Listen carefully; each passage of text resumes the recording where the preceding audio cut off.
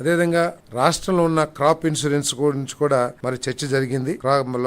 లోపభూయిష్టమైన గత 5 సంవత్సరాల్లో సరైన క్రాప్ ఇన్సూరెన్స్ విధానం లేకపోవటం మూలంగా రైతులు చాలా నష్టపోయారు. కేవలం ఒక రబీకి చేస్తే నెక్స్ట్ క్రాప్ కి లేకపోవటం, అట్లా లోపభూయిష్టంగా ఉన్న విధానాన్ని గత ప్రభుత్వం అమలు చేసింది. వీటన్నిటి మీద కూడా స్టడీ చేయటం కోసం మరి ఒక కమిటీ ఆర్థిక, పౌర సరఫరాలు, వ్యవసాయ శాఖ మంత్రులతో మరి ఒక అధ్యయన కమిటీని ఏర్పాటు చేయడం జరిగింది. ఆ కమిటీని వెంటనే ఒక నెల రోజుల్లో నివేదిక ఇవ్వాల్సిందిగా కూడా సూచన చేయడం జరిగిందని చెప్పేసి మనం చేస్తాను. మరి దీంట్లో ఇన్సూరెన్స్ విధానం, మరి అదేవిధంగా కొత్తగా మరి ఈ సీడ్ మేజ్ ఏదైతే ఉందో విత్తనాలు, మొక్కజొన్న విత్తనాలు, ఆ ప్రొడక్షన్ నూజివీడు చాలా ప్రాంతాల్లో కూడా ఎక్కువగా ఉంది.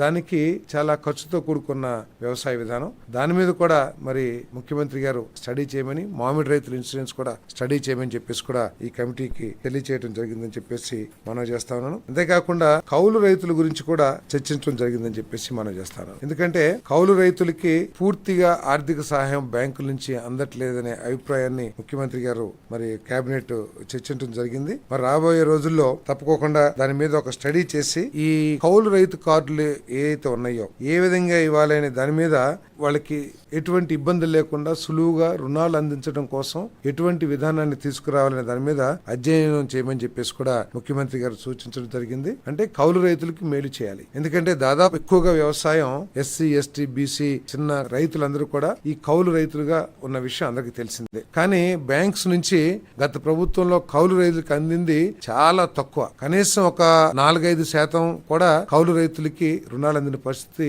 గత ప్రభుత్వం లేదు. మరి దాన్ని సులభతరం చేయడం కోసం ఏ విధంగా కౌలు రైతు కార్డులు ఇవ్వాలి, వాటన్నిటి మీద కూడా అధ్యయనం చేయమని చెప్పేసి ముఖ్యమంత్రి గారు సూచించారని చెప్పేసి మనం చేస్తాను.